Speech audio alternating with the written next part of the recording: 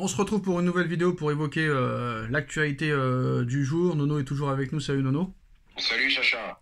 Alors Nono, on a vu que Pacho est passé à côté d'une tentative de cambriolage. Heureusement, la sécurité a intervenu assez vite, mais voilà, ça continue.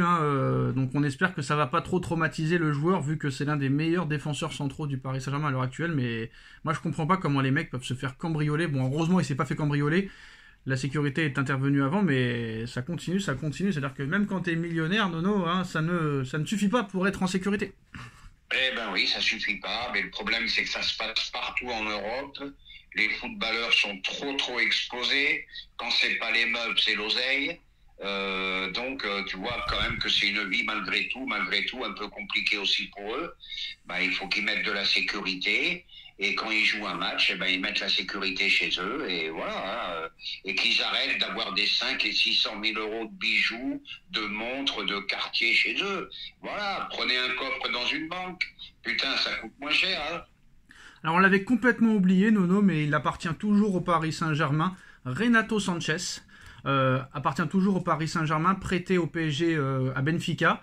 Et Benfica accepte de lever la clause, l'option d'achat à 10 millions d'euros. Donc Paris va récupérer 10 millions d'euros, Nono, pour le transfert de Renato Sanchez. On va dire que c'est un moindre mal. C'est un moindre mal, c'est un cadeau du ciel. Renato Sanchez, il fait partie des... Le pauvre, lui, il a été beaucoup blessé, par contre. Par contre, il a que 27 ans, le gars. Je pensais vraiment qu'il allait réussir. Ah, moi, je voyais un phénomène. Ouais, je vais aller plus loin. Je vais plus loin que toi. Je voyais un phénomène, ce mec. C'est un parcours à la Gourcuff, blessure sur blessure. Voilà, comme un Diaby aussi, voilà. Et qui se sont jamais remis de leur blessure. Alors un petit mot sur l'équipe de France, Nono, parce qu'il y a plusieurs gens pseudo-experts qui ont expliqué qu'ils ne voient pas trop l'intérêt de faire venir Zidane, parce que pour eux, Zidane est la copie conforme de Deschamps. Bon, bien sûr, il se fie sur le Real Madrid, vu qu'il a fait une fois 3 ans et une fois 2 ans. Pour eux, Deschamps et Zidane, même combat. Donc quel est l'intérêt de prendre Zidane si on verra la même chose qu'avec Deschamps? C'est la hype Zidane. Et puis comme tu dis, maintenant faut voir, faut pas non plus juger avant d'avoir vu. Oui, parce que regarde, par exemple, Roten, Evra. De Madrid. Ouais, mais Nono, par exemple. Non, vas-y, finis. Je peux finir? Oui. On a vu avec le Real, il n'y a pas de quoi grimper au rideau, beaucoup de réussite pareil. Il est un peu comme Deschamps, lui. Il y a la chatte à Deschamps, il y a la chatte à Zidane, entre les pénaltys, les machins, les trucs. Donc voilà, on n'a pas vu une philosophie de jeu qui te faisait grimper au rideau. Maintenant, il faut attendre avant de juger. Peut-être qu'en équipe de France, il va changer. Et puis on a vu hier avec les espoirs, il y avait moyen de faire un autre jeu. Voilà, t'as des... Je me rappelle, Akliouche, c'est comme ça qu'on dit, le joueur de Monaco? Akliouche, Ryan Cherki. Akliouche, Doué, Cherki, voilà, t'as des non, Doué, il est avec Léa, qu'est-ce que tu racontes? Oui, mais tous ces joueurs-là, je te cite les joueurs, tous ces joueurs-là, faut les essayer maintenant. Faut arrêter avec les bourrins, faut arrêter, voilà, les Tchouaméni et compagnie. Voilà, faut mettre des joueurs de ballon. Alors, Evra a dit quelque chose d'intéressant dans l'émission de Roten. Il a dit qu'il espère pour Zidane que Deschamps ne gagne pas la Coupe du Monde, parce que bonne chance pour passer après lui avec tout ce qu'il a eu comme résultat, on va dire. Parce que ça va être compliqué. Alors là, je te dis la vérité, là je suis entièrement d'accord. Ouais. Deschamps qui gagne la Coupe du Monde, ça fait 2 finales de Coupe du Monde gagnées, une finale perdue. Une finale d'Euro, et une demi-finale d'Euro et une Ligue des Nations. Oui, alors pour passer derrière, je veux te dire bonjour. Bonjour, pour passer derrière, tu es obligé de gagner encore la Coupe du Monde. Et ça n'existe pas, ça. Un pays n'a jamais gagné 5, 6, 7, 8. Moi, je vais te dire un truc, 5, 6, 7 quoi? Coupe du Monde. Ah bah si, le Brésil en a gagné 5, l'Italie 4. Oui, mais en très peu de temps comme ça, non. Bah non, ce sera seulement la deuxième en un peu de temps. Là. Le Brésil, ils ont gagné en 58, ils ont gagné en 68. Bref, ça va être compliqué de passer après s'ils gagnent la Coupe du Monde. Mais bon, là, franchement, c'est quand même un peu... Après, il n'y a pas de grosses équipes qui sont impressionnantes.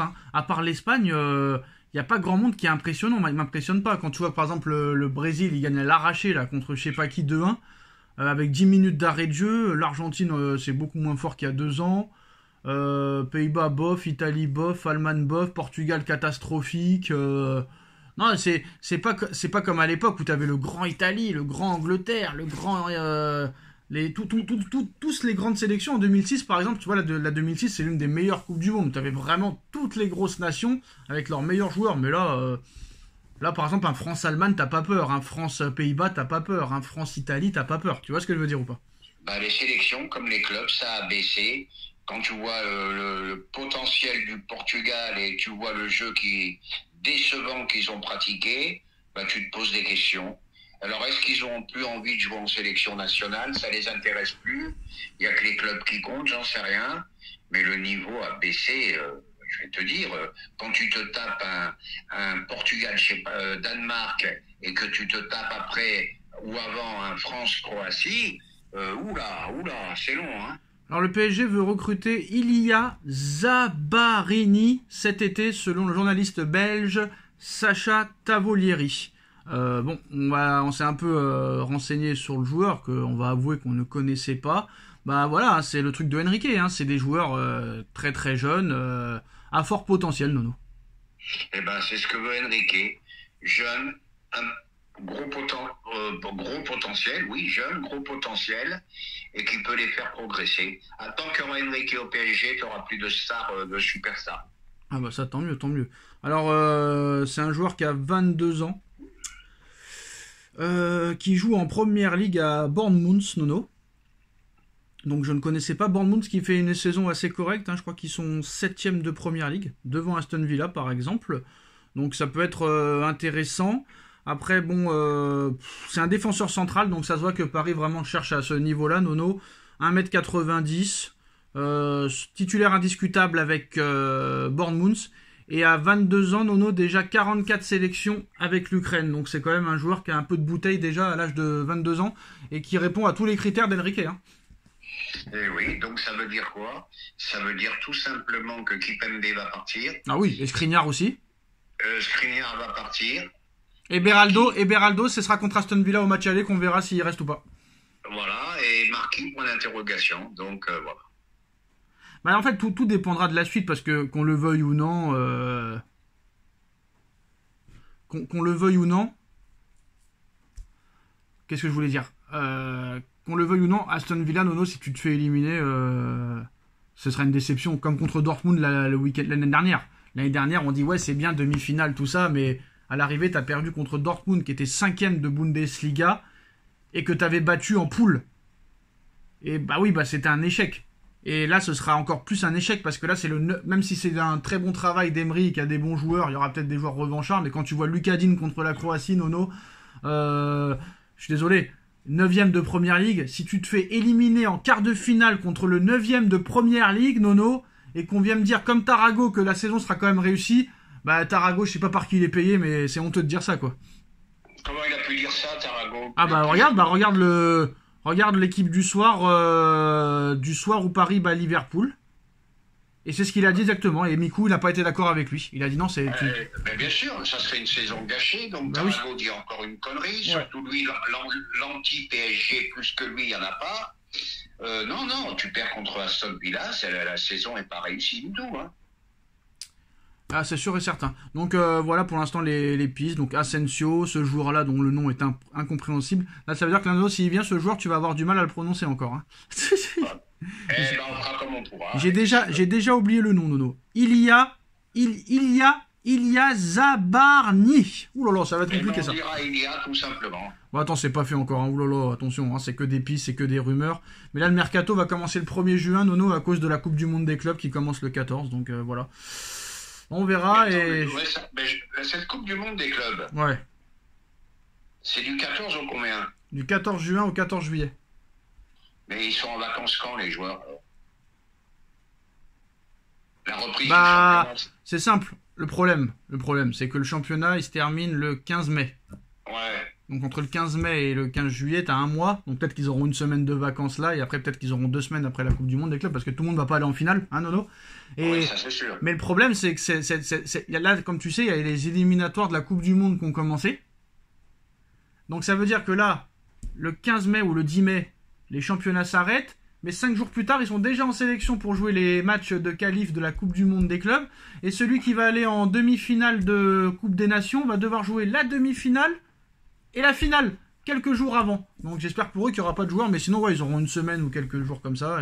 Mais moi je veux dire, Nono, il y a quelqu'un qui a bien parlé, c'est Lamine Yamal. Lamine Yamal, je sais pas s'il a voulu clasher le Real, mais il a dit moi, dès que je joue un match, je veux rejouer 2 jours après, donc je comprends pas que les gens ils se plaignent. Qu'est-ce que t'en penses de ça, que Yamal a dit ça?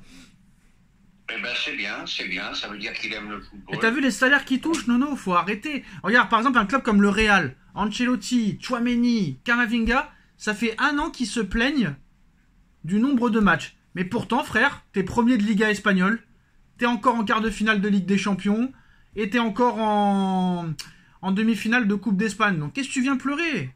Tu vois ce que je veux dire, Nono? Oui, et puis en plus, ils sont tous très jeunes, ceux que t'as cités. Faut arrêter. Donc maintenant, t'as 33, 34 ans, là, je veux bien comprendre. Ça va. Regarde Modric, regarde un mec comme Modric. Regarde un mec comme Modric, 40 ans, il se plaint jamais, le mec. Il se plaint jamais. Et le Koundé qui vient te dire il y a trop de matchs, papa. Oui, mais trop de matchs, moi je trouve quand même malgré tout. Oui, pour le niveau, c'est sûr. Tu le football, hein. Oui, pour le niveau, c'est sûr. Mais voilà, si ils veulent des gros salaires, Nono. Bah, et si tu veux des gros salaires, vu que les matchs ne sont pas bons, bah t'essayes d'inventer des coupes, mais on sait pas si ça va durer. Hein. On sait pas, mais voilà. Faut arrêter, quoi. Parce que je vais quand même te dire quelque chose. On n'est pas les seuls à penser ça. L'équipe de France de rugby a fait plus d'audience. 3 millions de vues de plus. A fait plus d'audience TV que l'équipe de France. Nono, par exemple, Erling Haaland. Tu te rends compte, Erling Haaland, il a signé jusqu'en 2034 et il va toucher 1 100 000 par mois. Ben écoute, qu'est-ce que tu veux? Le mec, il va. Tu te rends compte, le mec, il va jamais faire un euro de sa vie. Il va jamais faire une Coupe du Monde de sa vie. City a été catastrophique cette saison. Et le mec, il le prolonge jusqu'en 2034, pas jusqu'en 2029. Pas jusqu'en 2030, jusqu'en 2034. Oui, ben ça c'est une prolongation qui m'a surpris. Et on critique le PSG. En plus, tu sais que City est dans une galère pas possible. Ils peuvent se retrouver en championship ou en je sais pas quoi. Avec Amande et compagnie. Oh là là. Non mais je crois qu'ils ont été relaxés, c'est fini l'histoire là. Hein. C'est fini cette histoire. Hein. Je crois que ça y est, ils ont été innocentés. Hein. Tu es sûr? Ouais, sûr et certain, tu vérifieras, mais après je m'en fous. Mais bon. City, c'est le seul club qui a tous les droits. On parle du Real Madrid qui est avantagé par les arbitres, le machin, le bidule. Mais non, City est de très très très loin le club qui a le plus dépensé ces 10 dernières années dans le football. Et quand tu vois là qu'ils ont dépensé 215 millions d'euros cet hiver, Nono, pour être éliminés de toutes les compétitions, et eux on leur dit rien. Paris achète. T'as oublié un club, t'as City, t'as Chelsea. Ouais, mais pas. Non, mais City c'est encore pire. Et Paris ils achètent. Paris ils achètent. 45 joueurs. Et Paris on achète. Et Paris on achète Joao Neves 60 millions 20 ans, Nono, c'est un scandale. Voilà. Voilà, c'est ça le problème. Et Marseille qui achète Greenwood 35 millions, c'est exceptionnel. Et d'ailleurs ils veulent s'en séparer déjà. Voilà. Ils veulent s'en séparer, Nono.